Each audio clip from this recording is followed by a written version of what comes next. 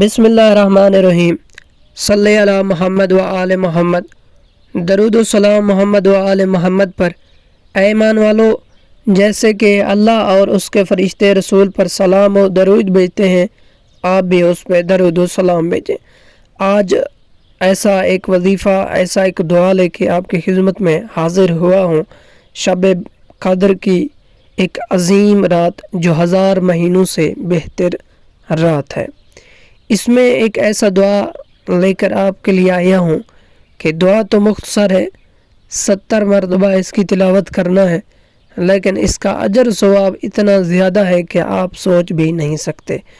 میرے دوستو عزیزو، یہ شب قدر میں اس دعا کو آپ نے تلاوت کرنی ہے، اور اس دعا کی فضیلت یہ ہے کہ آپ کے والدین، امی اور ابو اگر زندہ ہیں یا فوت ہو گئے ہیں تو ان کے اللہ سبحانہ تعالیٰ سب گناہ معاف فرما دیں گے، اور اس کو آپ تلاوت کرنے کے بعد اللہ سبحانہ تعالیٰ اس جگہ سے اٹھنے سے پہلے اللہ تعالیٰ ان کے تمام گناہ معاف کر دے گا۔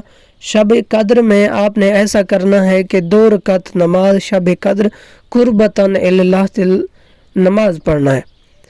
اس کے بعد آپ نے جب نماز پڑھنا ہے، سورہ الحمد کے بعد 7 مرتبہ سورۃ اخلاص یعنی قل هو اللہ کا تلاوت کرنا ہے دونوں رکعتوں میں۔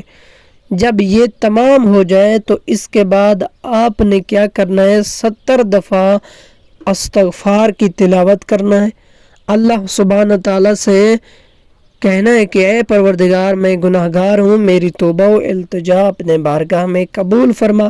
حدیث میں آیا ہے کہ جو شخص یہ 2 رکعت نماز پڑھنے کے بعد اس طرح سے اللہ سبحانہ تعالیٰ سے استغفار کرے گا، دعا کرے گا، تو وہ اپنی جگہ اٹھنے سے پہلے اللہ سبحانہ تعالیٰ اس کے امی و ابو کے دونوں کے گناہ معاف کر دے گا۔ سبحان اللہ والحمد للہ۔